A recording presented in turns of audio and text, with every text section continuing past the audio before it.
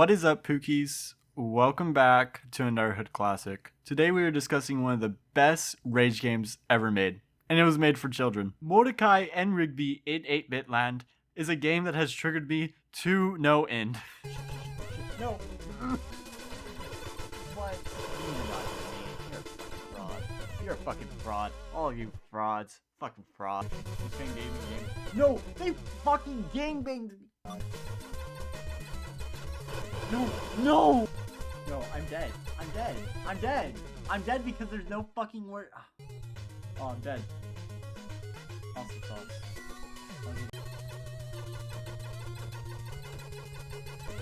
God damn it. Fuck. We're adapted. We're adapted. No! No!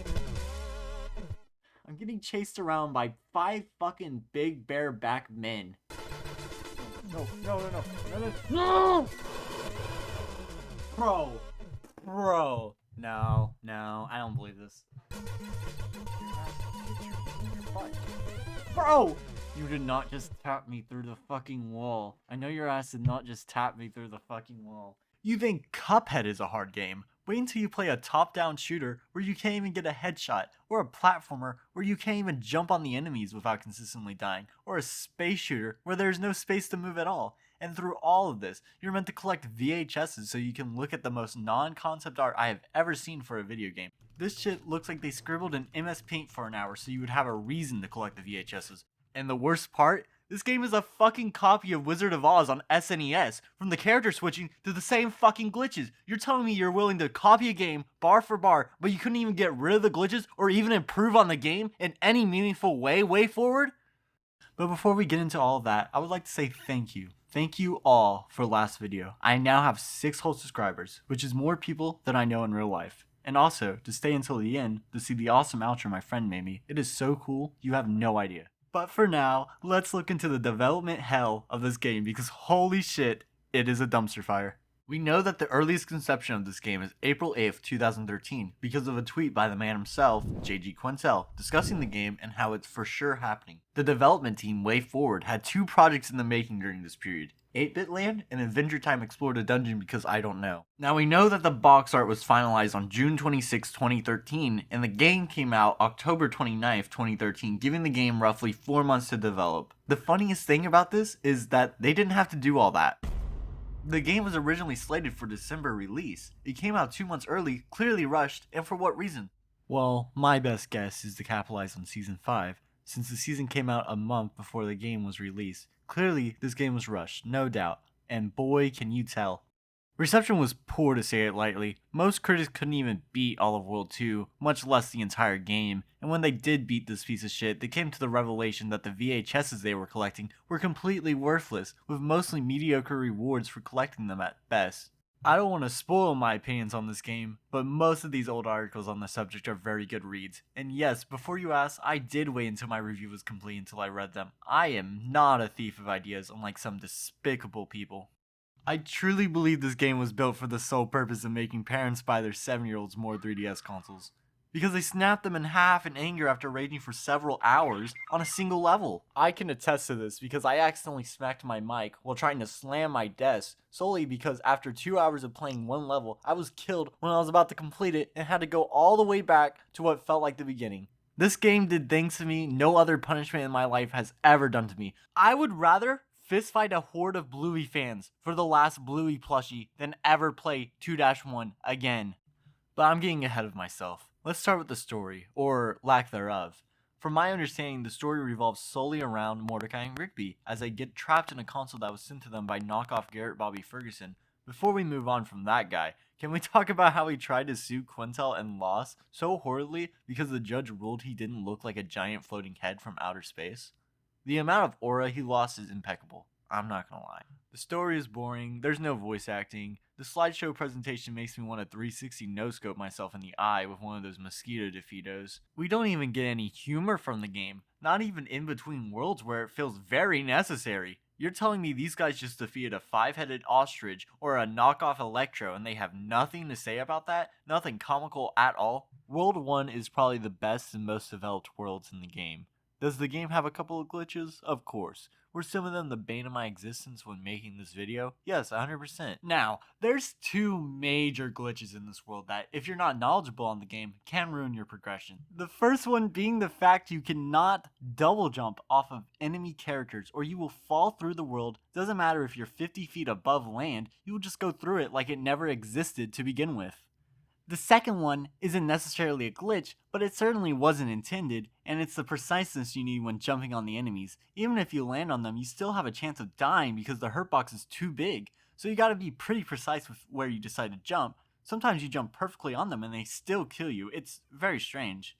The boss in this level wasn't that hard though. This game is weird about that, where the levels are infinitely harder than the actual bosses. It's this little devil guy and all you do is jump on his head. The boss doesn't even shake you off, so if you're good like me, you can just ride him and beat him in 36 seconds.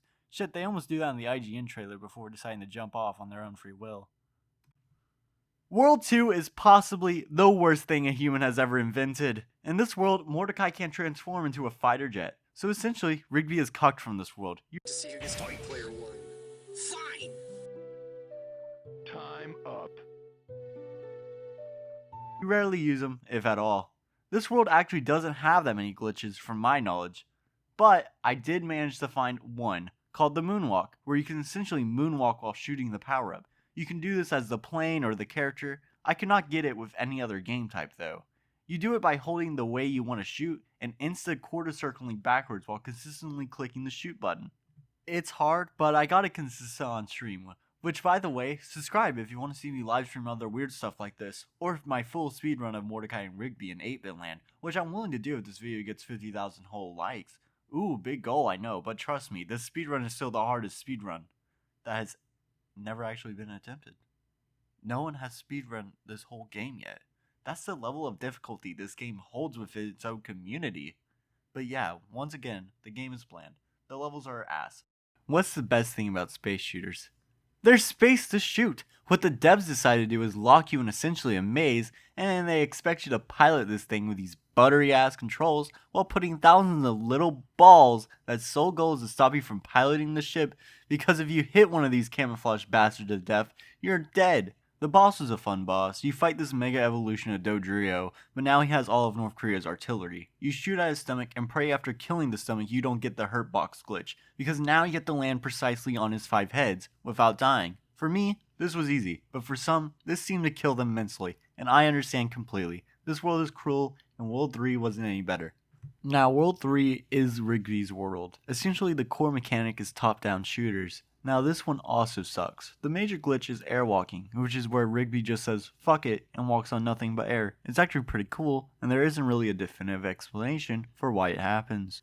But it's cool nonetheless. Shout out to Gumball Amayumi. He is very knowledgeable on old Cartoon Network Flash games, and I will have his stuff and everyone else's stuff linked in the script and the description. So the Google Doc down there, just scroll until you see the sources, and his stuff is down there. Anyways, the major hurdle in this world is hurt boxes. Like I said in the intro, you can't hit them if you shoot them above the chin, and they can shoot you from way off screen because why not? Also, did I mention the bullets go through walls?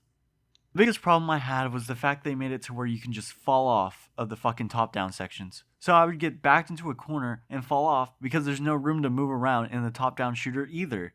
Rigby is just too big. Sometimes I would just fall off because of the game glitch and decide I didn't deserve to win, and it was such an easy fix. You just put walls down there so players can't be pushed off by the game's engine. Jesus fucking Christ, I'm a literal pyrocynical enjoyer, and I can figure this shit out. World 4 is the worst world by far. So bad that I forgot it was even a world while recording this. And in all honesty, I have no urge to talk about it, but I will. Basically, the whole concept of this world is all the other worlds got shoved in a blender and now you need to play them, and it's 100% supposed to be a puzzle. But Aaron Davis, the person who did the level designs for this game by the way, does not know how to make levels, so it just ends up becoming the worst piece of platforming mixed with top-down shooter mixed with space shooter I've ever played. And for your information, I've played a fuck ton of those! Best boss in the game though. It has 6 different phases, most of them being floating heads, and the story ends with the house getting nuked, full Fallout style. The end. Now let's talk about my run.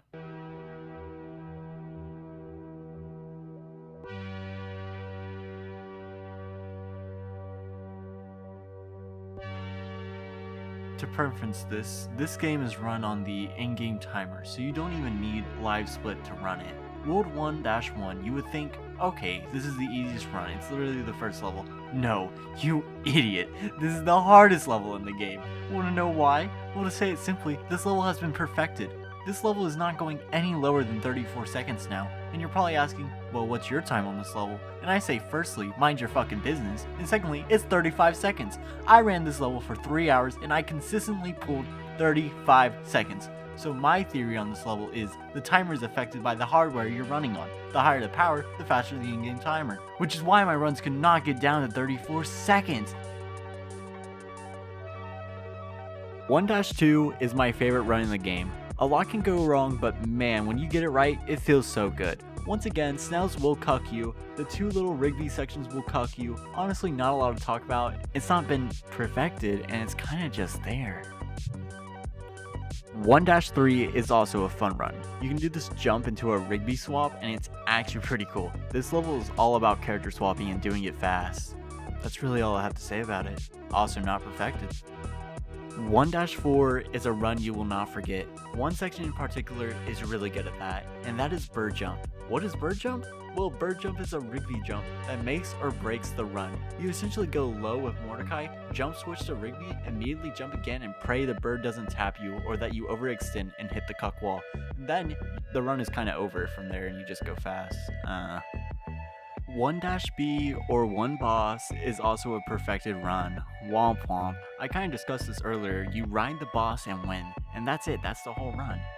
That is all of World 1, guys. We speedran. Oh my god, we fucking did it. We speedran. And we got world records or some shit. I don't know what the fuck we did. We just speedran. So what is my conclusion? I fucking love this game. This game made me feel things I haven't felt in a while and honestly needed to feel. I never thought I'd be more proud to say I beat Mordecai and Rigby in 8-bit land than Dark Souls or Cuphead. Also, by the way, spoiler alert, this game is 16-bit.